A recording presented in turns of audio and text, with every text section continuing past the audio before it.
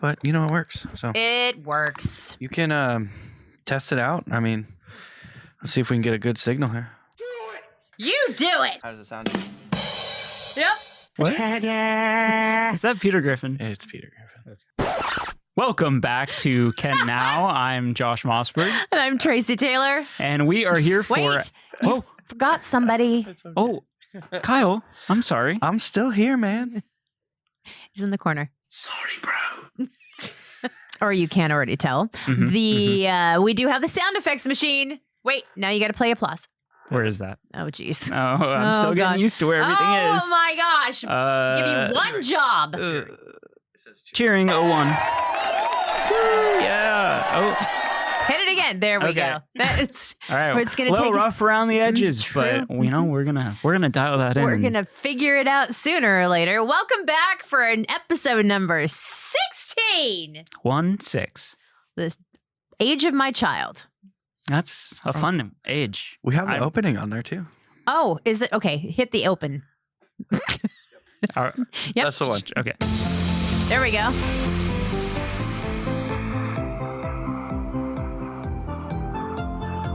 Hi, and welcome to the KentNow podcast. I'm Mayor Dana Ralph.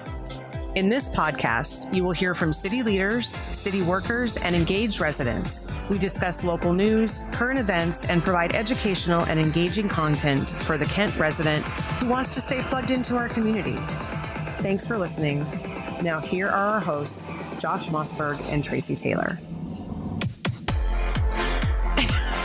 It's like a rave up in here. I know. We're dancing. We're dancing. I'm glad it works. Yeah, me too. Look at Love that. it. Kyle coming through in the clutch. Big time. So we've got a lot of new fancy equipment. Now we're playing with it. So I like it. We are leveling up. Yes, we And are. it's thanks to all of you for listening Absolutely. and validating our time. Thank you. Validating our time. Welcome back to episode number 16. We are so glad that you are joining us, but we've got a lot to cover in this episode. So let's get down to some current events. You want to know? Right. You want to know the question that came up in the office though this week? What is it? What condiment would you carry around with you at all times? At all times. Now I'm going to give you some Jeopardy music. Oh wait, is that Jeopardy? Yeah, right? It's not on the soundboard. It's not. I was looking. I don't know. Is it Twilight Zone? No, what? What? Huh? Okay, what condiment? What condiment would you carry around with you at all times? MSG. Does that count? I I don't even need to think about. I don't even need to think about that. Really? Is MSG a condiment? No, Oh. it's not. Well, what would be a condiment? It's then? just in everything. It is in everything. Like salt? ketchup or salt or ranch. Because Mike, So one of our what, it has to interns, be a liquid. doesn't have to be. Okay. Sorry. Go ahead. Interns. Yeah, our intern Michael says he'd carry around ranch. That's weird. Yeah, I don't think Like I'd be carrying around ranch with me at all like times. just normal ranch. Yeah, In like a little, like squeezy bottle, or Yes. like a little container. sure. Oh, Like just Beyonce whatever. likes to carry hot sauce in her purse. So That's what I was gonna say. Shoot, Hot sauce. okay. Hot sauce. It's got to be pretty common. I would imagine so. Everybody's got like their favorite hot sauce, like a Chipotle. Oh yeah. A Chipotle. True. Do you have a favorite hot sauce? A Chipotle. Chipotle. A Chipotle. Not so much a specific brand right now. Right now, I got this truffle one Oh, from Costco. farmer's market. No, I wish it was from the farmer's market. Go find some truffles at the farmer's market. Mm-hmm. Mm-hmm. Do you have a favorite hot sauce? Yeah, I've got a couple. I mean, I grew up with tapatio Mm-hmm. on a lot of things. mhm. But there's also this like taller one. It's red with a yellow cap. I know what you're with talking a chicken about. on it. Yep. Or a rooster. I don't know what it's called, but I know- really like that one. I can visualize it. I couldn't Yes. tell you the name of it. Okay. My favorite hot sauce is the green Tabasco. That one's good too. That I one like that is on so like breakfast foods. I like it on everything. Everything. Everything. Okay. Yeah, but if I'm going to carry around one condiment with me, it would probably be, for like all time, it would probably be sriracha. Sriracha. Yeah. That's just a classic. Yeah. Goes Back down to a the lot. hot sauce. Yeah, I know. Yeah. Ranch, no. I couldn't get That's- behind that. No. Ketchup, mm-mm. Is peanut butter a condiment? I would... All right. You can't say peanut butter is a condiment, but MSG isn't. You know, Is that I'll like have an you know. salt shaker? Do you have it in a salt A shaker? little packet or something. You know, I'll have you know, I was browsing Reddit the other day and there was a Ask Reddit thread about your favorite condiment or like topping or something. And there's a lot of great answers. A couple of them I resonated with, one of which was MSG, but Lori's. You guys ever have the Lori's seasoning salt? Oh, Lowry's. Lowry's? Is that how you pronounce it? Yeah, it's Lowry's. Oh, gosh. Now I feel dumb. No. I put that on everything. Really? That's like, yeah, I put it on chicken, put it on red meat. Of course, I like put more, you know, on top of that, but like. It's good. like Good Danos. stuff. Try Danos. Danos. Yeah, if you Okay. like Lowry's, then you're going to like Danos. Excellent. All right. We had 3 unfortunate things happen this last couple of weeks. We lost 3 icons in the movie and music industry. One of which was our guy from Euphoria, and that was Angus Cloud. Then Sinead O'Connor. Everybody knows that, and her songs were influential if you grew up in the 90s. And then Pee Wee Herman or Paul Rubens, Pee Wee's Playhouse. He actually went on and did a stand-up career for a little while shortly after he got himself into some trouble. He came back to Seattle for his 35th anniversary of Pee Wee's Playhouse, or Pee Wee's Big Adventure, if you're not familiar with the movie. And then he did a nice little monologue afterwards. He never announced ever his battle with cancer. And so he just passed from cancer this week. Oh, wow. So yeah, it's unfortunate that we've lost 3 influential people in the Hollywood industry this week. We have some other things to talk about though. Skittles. I know Skittles. you love Starburst, so let's get into Skittles. Okay. What do you got? One, if you're going to pick one flavor for a Skittle, what would you pick? Like a flavor that doesn't currently exist? Correct. Like a new flavor? Yes. Oh, I'm sure there's a ton of Skittles flavors, so I'm not sure like what a new one would be. Maybe Sriracha. MSG? MSG Skittle? Just kidding. That would taste so good. Probably would though. Low key. What about you? What are you gonna go with? I would probably do a dragon fruit Skittle. Oh, you were ready. You had this prepared, didn't Totally. you? Mm-hmm. If you're going to pick a Up all Skittle. night. Yeah, I was. Truly. Kyle, Peanut butter. what is going on right now? Well, Skittles has just announced that they're working with French's and they're putting out a mustard Skittle. Excuse me? You heard that right. They are calling it summer's tangiest yellow candy, French's mustard flavored Skittles. The candy coated brains of the boardroom are one of America's most famous candies, are teaming up with a 120-year-old condiment company to create the unique treat ahead of National Mustard Day coming up here at the end of this week. But Big a things mustard, I don't know. I mean, I wouldn't do it. had some weird stuff in my life, but a mustard Skittle is not. Is it still like sweet, like a Skittle? I can't even imagine it would taste Could sweet. you put him in a hot dog? Salty and Like sweet. in place of the mustard? But that would be an awfully chewy hot That dog. would be weird. I don't know about that. Okay. Makes me a little uncomfortable. It does. Hmm. Are we going to get into the next topic? I don't know. I was or looking- you're I was looking for, looking- oh, you're looking for, okay. There's so many. I know. Yeah, there is quite Decisions. Yep. That's about right. Yep. That's how I felt about that one too. Okay. All right, let's get into some great events happening here in the city of Kent, Tracy and Kyle. There's always fun opportunities to do for your friends, family, yourself, even your pets even. There's actually something really exciting coming up that I'm ashamed to admit, just learned about, but I think it's a 5th year happening. Yeah. It's the Lucio Light Up Your Life interactive art installation. It's happening at the Mary Olson Farm here in Kent / Auburn adjacent, I believe, happening August 18th and 19th. Basically, it just looks like a really cool foresty light up family-friendly rave.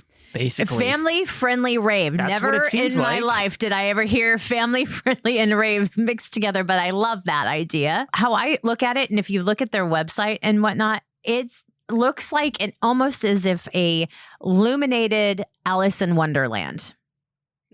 No? Am I? Yeah, 100%. Oh my goodness. Yeah, they've got there's like some trees, some cool. I think it's like local creators are there too. That they put all that stuff together. It's totally free. Again, August 18th, 19th, 7 p.m. to 11 p.m. You can go online. I think we will also be posting about it, or already have posted about it on our social media. Could especially for all those youngsters and influencers out there, if you know them, that is great for your stories. So get on down. Yep. I'm thinking we need to do a KentNow field trip. Oh, to just one of those days. On the clock? Like the three of us. Yeah. Like we bring out the tiny microphone like we did for Cornucopia days. Yeah. That would be really fun. I think we should do that. Let's do it. Okay. Sign us up. We will see you at Mary Olson Farm. Marshmouth. Mary Olson Farm. Hops and Cops. Dang it. Yeah, you should. Too many. I know. It's not too many. Is that? Oh, we want to do that again? No, I want to push so many buttons. You can reach over and push any button that you want to push, just not my button. Okay. Interfere with Mossberg No, Zone. that's all right. That's all right. All right. What else we got coming up, Tracy? Hops and Cops. Your opportunity. Hops. Cops. And Cops. It's August 17th at the Ram Kent Station. Your chance to mix and mingle with our Kent PD staff. They are looking forward to hearing more about your concerns, and you get a chance to connect with our local law enforcement. Again, serving our community. Hops and Cops, the 17th at Ram in Kent Station. And coming up, we also have another one of our fantastic residential recycling events. This is going to be a mini recycling event happening Friday, August 18th. All the details you could find on our website as well as social media at City of Kent. So if you got some things laying around, paint cans, just a big pile of documents, probably bills and all those. You know what I'm going to bring actually is I got piles of those annoying. I've pre-qualified for an outrageous mortgage. Ooh. Yeah, I'm going to bringing those and shredding them. It's going to be very satisfying. Well, isn't shredding anything satisfying though? Yeah, but specifically those because they won't leave me alone. True.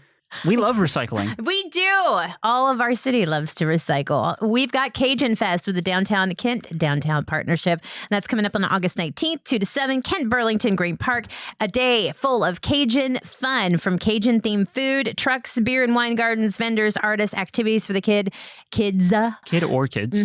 And lots of dancing in the street because there's going to be some amazing live music. It's been really, really popular over the last couple of years, and we would love to see you again. That is on August 19th. Stepping up our game with the downtown events. I know, right? We had Cajun Fest. We just had Cornucopia Days. Right.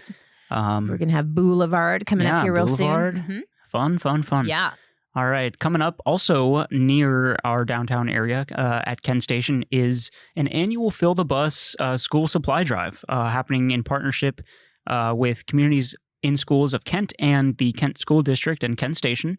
We are happy to plug and support this event. You can get more details at kentstation.com/fillthebus, and basically just an opportunity to show up and help make sure that teachers in the Kent School District have the supplies that they need and students have what they need to get learning. And there's an opportunity if you want to stop in and have dinner at Johnny Rockets the day that they're having the Fill the Bus school supply drive.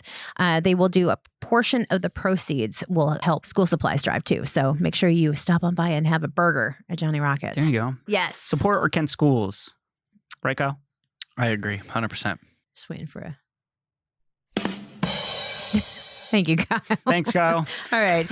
And if you are one that wants to get involved with the community, this is always a really good way to do so. So we have seen in certain cities, like certain disasters and how our community steps together.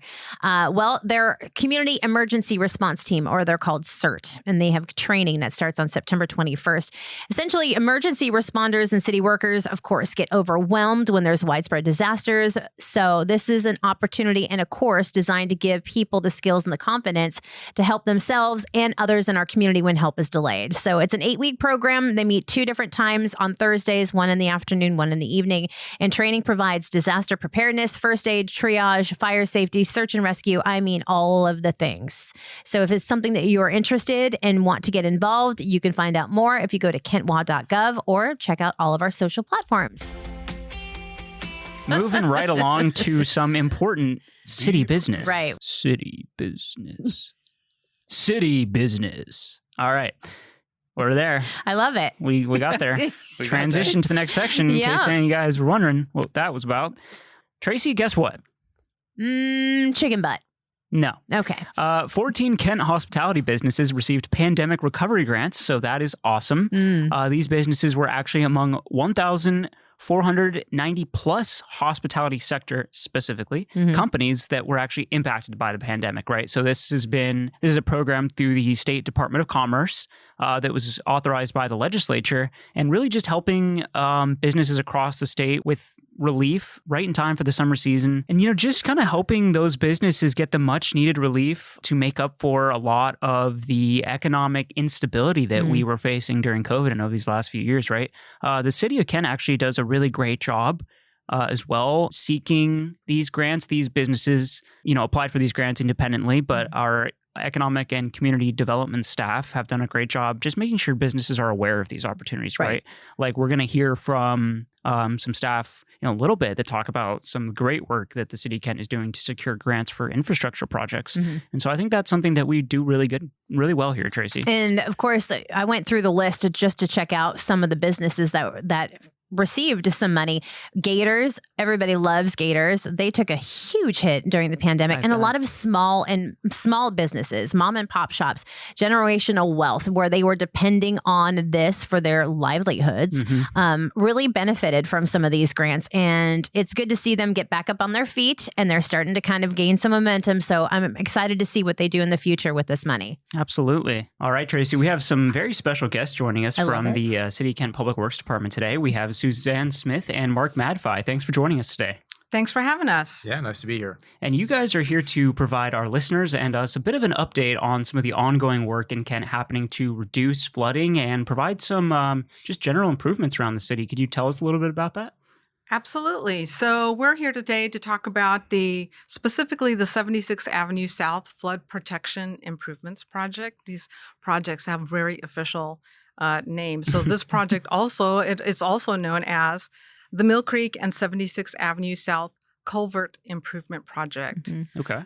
So yeah, these projects originated in the city's drainage master plan, and they're also included in the city's transportation improvement plan. So they've all gone through, all those documents have been through city council approval, et cetera. So that's how we start these projects. So they got all the checks and balances and everything ready T's to are go. crossed and I's are dotted. Yep. Sounds like. That's right. It's on a list, and then that list comes to us, and then we make it happen. Sweet. Okay. And so for 76th Avenue South, I know that there's actually been work happening there for a couple years now, right? And for our listeners who aren't aware, that's actually right there by Blue Origin. That's correct. And so from what I understand, they're raising the road. What exactly? That's why correct. are we doing that? Yeah. So to reduce the occurrence of seasonal flooding, we're raising 76th Avenue South above the FEMA flood elevation. And so depending on where you're at on 76th Avenue South, this could be anywhere between 3 feet higher than where the road was to 6 feet higher than the way that the road is now, actually. So, so we're raising the road, which means we basically tear out the road that it is now, and we put in a whole new concrete road higher. Okay, so this is I'm just being naive here. When we say we're raising the road, does that mean you're putting like a higher level of concrete or asphalt, or does this mean that you're actually lifting the roadway from the bottom up? Great question. Yeah. So what we do is here's a fun word. We rubbleize our contractor. It's a lot of fun. They go out there with this heavy equipment, and they either they grind out the existing asphalt, and then typically they put a whole bunch of gravel in, several feet, depending on where we're at, several feet of gravel. And in this case, then we're putting like an 8-inch thick concrete road on top of that. Oh wow. My gosh. And that's how we raise the road. So then when it comes down to our seasons, because when we go from really, really hot to really, really cold, it really buckles the roadways. What are the chances of the roadway buckling when the weather changes? So concrete is probably the most sturdy of all the road surface types, right? Okay. Normally you'll have what we call asphalt, right? So that's why we've picked concrete in this particular section, because it does stand up more to the weather. It stands up more to freight. For example, 76th Avenue South is also a big freight corridor into Kent. There's several distribution centers on this route. Mm. So we had to have a road that'll handle all that heavy truck traffic, as well as handle the seasonal, the flooding, et cetera, and the current conditions that are in the Kent Valley, which the ground is usually not that great in the Kent Valley. Mhm. So we see thicker road sections in the valley, and if you can, we try to put concrete anywhere we can in the valley. Nice. It's a good investment. It's a higher upfront cost, but the long-term maintenance is a lot less with concrete. Why hasn't DOT taken a page from the Kent department and figured that out with some of the other area roadways? We don't know because Kent rocks. Of course they do. With Yeah. gravel and raising roads and That's everything right. else, right? That's right. I love that. Improving the city's infrastructure. We Please go have ahead. had 2 phases of construction already. The first phase we started that in 2020. And in that one, we raised like 2,000 linear feet, like a big chunk of the middle of the road. That We sounds like a raised- lot. It is a lot. Right It in front was- of Blue Origin. Yeah. Okay. So we raised that, and we actually had some funding, a $2.5 million grant from the Transportation Improvement Board for that. Nice. Love spending other people's Yeah, money. Absolutely. Yes, Yeah. for sure. And we're really good at it as far as like we're really good stewards of that money, right? The grant money that we get. Kent has been really good about using those funds and turning out really good transportation and infrastructure improvements. So that one we finished in 21. And then last year we started the second phase, which is up by 212th Street. And we did 1,000 linear feet there. And for that one, we actually had $3.5 million from the Puget Sound Regional Council. So we have a lot of different grant agencies that are giving us money for this project to help these to make these flood improvements. Phase 3, we plan to advertise that for bidders, for contractors to bid on that Okay. this winter. Oh, We're So, wrapping yeah. up the design now. We're wrapping up the design right now, and that's actually the largest part of the 3 phases. So in that third phase, we are it's only 1,000 linear feet. However, there are 8 undersized culverts Mm. through that Mill Creek goes through. So Mill Creek, is a small little creek, but it has to scrunch down into these tiny little pipes to go underneath driveways and the road. So we're removing all the 8 undersized culverts, and we're building 3 bridges. Oh, So wow. yeah, a bridge, of course, can carry a lot more water. Mhm. It's way better for the environment in the area. And the fish. And the fish, this is, definitely. We have endangered species, Mhm. salmon that are in Mill Creek. So we've followed all the regulations. We have all of our environmental permitting in place. And so actually that project, we actually have multiple grants for that one. We Nice. have, Fantastic. 2 from Department of Commerce, about $3 million there. We have one from the Freight Mobility Strategic Investment Board for $5 million. fancy. I know, right? And then we have $206,000 from the King County Flood Control District. So we have almost $8 million, actually it's a little over $8 million in grants so far for that project. And that can build those bridges? Yes. Wow. Well, the city has matching funds Okay. through Mhm. the city's utility funds and other funds that the city has. Because, like I said, these projects are in the Kent Drainage Master Plan and the city's Transportation Improvement Plan. Mhm.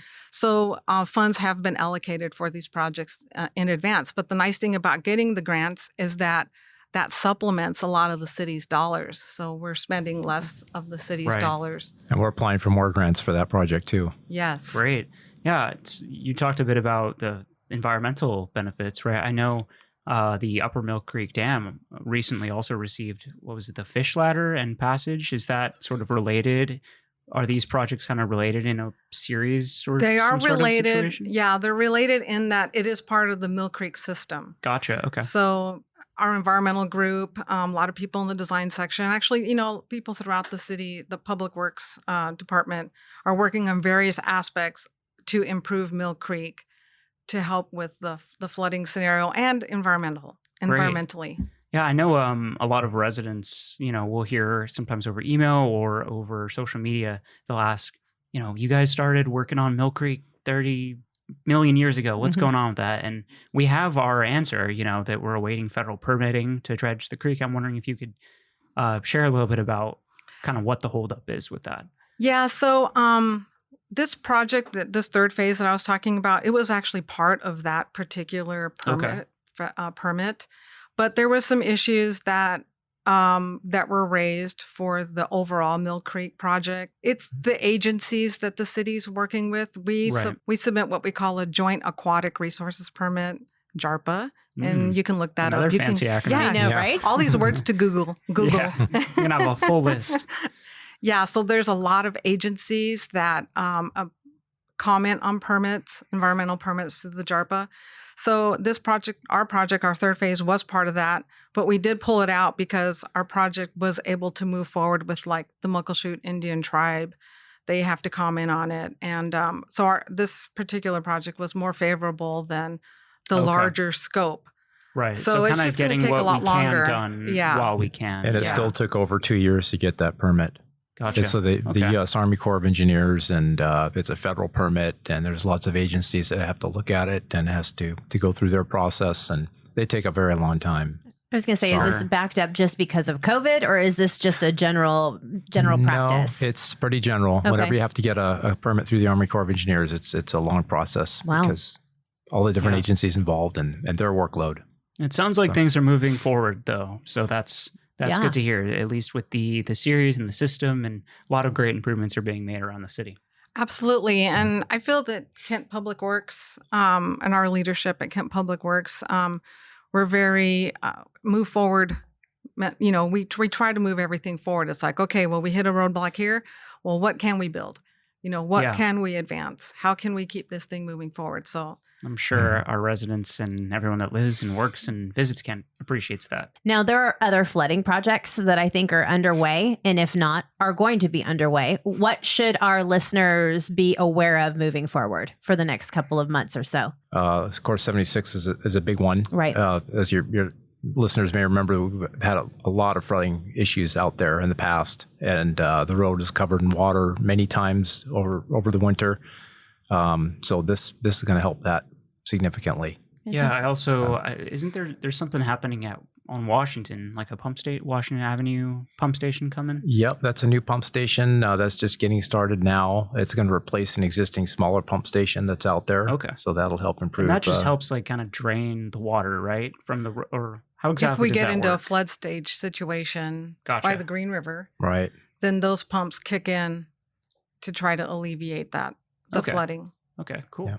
I think your jobs are super fascinating because what made you interested in in being a part of public works and then the road engineering and the project management? Like what inspired you to come down this career path? Well, Mark has been doing it a lot longer than I have. I think you started out in structural engineering. Is that right? Yeah, I started in structural and then I moved over to the city and did civil and been here for 30 years. Wow. Yeah. Okay. We love the longevity here in Kent for sure. Yeah. I think it's just the exciting part of being able to design the project and see it through and see it through to construction and see what you've done, what you've worked on for a long time.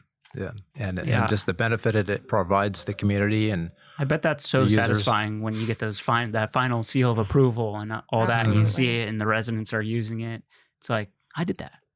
Yeah, because I've been here 23 years. I've always worked with Mark, and we've always been on the same team. And I've done well over 100 projects. And I'm not done, but I've been on teams of people who did well over 100 infrastructure projects. And like Mark said, we can drive around the city and go, oh, remember when we fixed that and improved this and improved. It's very rewarding. Yeah, and when you travel on the plane, going south, you always try to get a window seat, and I can point to projects that I've worked on from there. Cool. So that's kind of cool. Well, it's knowing that you put your stamp on something here in Kent, right? Right. Definitely. And he literally put his professional engineer stamp. Oh, I love on that. A whole bunch of projects in Kent. Nice. I'd love to have a profession. I know, right? I need a stamp for We need stamps. Don't give him a stamp because he'll stamp everything. I'll submit a multimedia ticket. Yeah. We'll get you a good stamp. That's true. Definitely. You guys, thank you so much. Your public works department really does above and beyond for our city. So thank you for your service. And of course, thank you for being here on KentNow. Absolutely. Well, thank you so much. We appreciate it. It was a pleasure to be here. Pleasure to be here for sure. In case you guys didn't notice, we have taken the liberty of really upping our game this episode, right, Absolutely. Tracy? Yes, Kyle? we've got, Trying Kyle. to. Kyle has really gone all out make this a amazing episode moving forward. Trying to. Above and beyond. Mhm. So we are excited to share something super special, Mhm. and it's going to be our first time hearing it. Yep. Haven't heard this. So yeah, we're Hit it. along for Hit the the ride. bu- hit the Hitting it.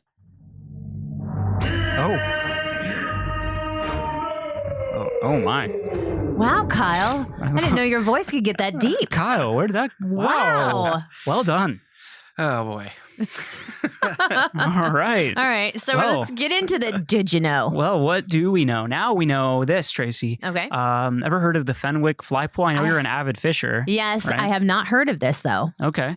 Well, so we know Lake Fenwick Park, Mhm. right? We have Lake Fenwick Park here and Lake Fenwick here in Kent. There's a fishing rod company called the Fenwick Fishing Rod Company. Stop it. Love that. They invented the Fenwick fly pole. Did you know that? No, I did not know that. So what makes it the Good question. Okay. I will tell you. Oh boy. So the Fenwick fly pole, Tracy, boy. is the first produced with what is that? fiberglass Fiberglass? and graphite rods. They revolutionized Okay. bass fishing. No, they did They not. did. They really did that. Stop it. And have become a globally recognized brand, Kyle. They are. And it is Fenwick Fishing. So here's the backstory. Okay. I got it ready. I love doing that my you did this research. Oh, yeah. I Look was at you. looking it all up. Uh-huh. 1944, Boeing employees developed a fiberglass fishing pole in a garage. So these are like tech people that worked at Boeing. They knew what they were doing, getting together with the boys, doing some experimenting, I guess, Okay. at the lake. And they played around with it, right? And they invented this fiberglass graphite rod in the garage. I don't know how they possibly did that in there. But then it wasn't until 1952, Tracy, Okay. that these group of 5 Seattle businessmen and avid fishermen formed the Fenwick Fishing Rod Company. Yeah. Yeah. Isn't that a great story? I do like that. I'm kind of confused because I'm like, fiberglass is hard to form. One. Yeah, I feel like that would take like heavy machinery or something. Or like some sort of melting pot of some sort. Oh, is that what they make like surfboards out of? Fiberglass, yeah. Yeah. Mhm. That's the stuff that can you don't want it in you, right? You got to wear a mask. Yeah, and- I would. Yes, because the and- fiberglass isn't that also like in your insulation, Kyle? I think so. Back in the day, in the early days of Kent TV 21, which is our broadcast channel, Yeah. they produced a video. And you're going to hear a little bit from the executive director of the Kent Historical Society Museum here about that. My name is Nancy Simpson, and I'm the president of the Kent Historical Society. The book that had been written about this was given to the museum a number of years ago. It talks all about the development of the pole and the people that were involved. These fellas had been working for Boeing. It was 1944. They had worked with the new product, fiberglass, and they liked to fish. They developed a fishing pole. So now I need to change out all of my fishing poles. Yeah, I feel like if you don't immediately discard all of your fishing poles and get Fenwick ones, that means that you're not a true Kent stan. At least That's for a- your fly fishing. Well, I don't fly fish. I do bass fish. Am I going to out myself as ignorant to fishing if I ask what the difference is? So no, it's not because a lot of people don't understand. I don't. I should have warmed up before we did Excused. this. Okay, so fly fishing, there is a certain. Oh, go Sorry, ahead, Kyle. I was going to say they do have bass rods. They do? They do. Are you looking at their website right now? I am. You should be paying attention to the show. I'm sorry. Okay.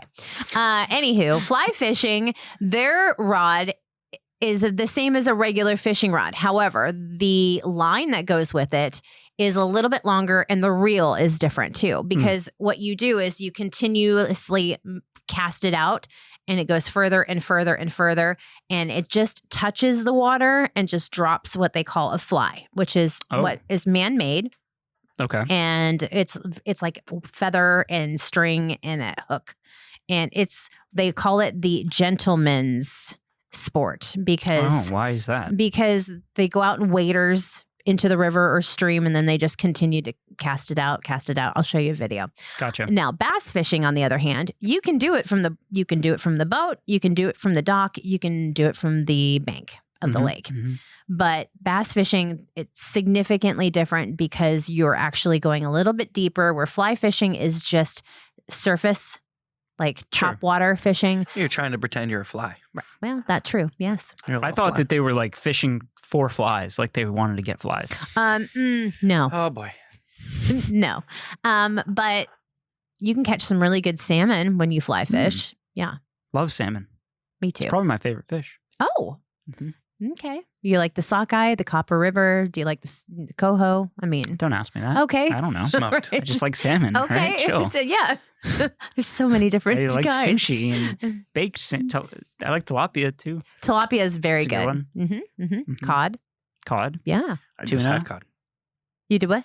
I just had cod the other night. Oh, I thought you were going to say I warmed it up in the microwave, and we're like, well, No. that's what that smell was. Negative. Have we? I feel like I've complained about that before on this podcast. People heating up foul things in the office microwave. Are you calling me out right now? No, not you. Yours are actually okay, except that one bacon that one time Yeah. that smelled rancid. What was going on with that? So I live a pescatarian life. So I don't eat red meat. I don't. Oh, that's right. Yeah. So it was And like fake bacon. It was fake bacon, and it was like a plant-based bacon. Well, Mayor calls my sausage broccoli sausage because she says every time I make it, it smells like broccoli. But what did you call it? You said cat food, didn't you? Yes, I think it smelled like cat food. Yeah. No, it's bringing back memories. all the bad memories. All the bad memories. And on that note, you should close us out there, Josh. All right. Well, thank you everybody for. No, close out the Didyaknows. We haven't heard this part, so Kyle put together the open and the close. Yep, he did that.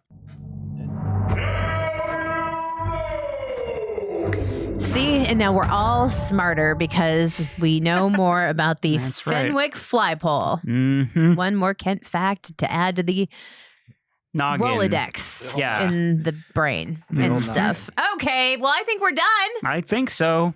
Probably shouldn't let us keep talking. Probably not. Good. Thank you. Yes, Thank thank you. you very much. All right. Well, All right. Join us next week. don't forget to like, subscribe, and leave us a review. Tell your friends all about KentNow, right? Yes. Do it! Yes, please do it. Just do it! Thank you. Thank you. Okay, bye. See you next week. Bye.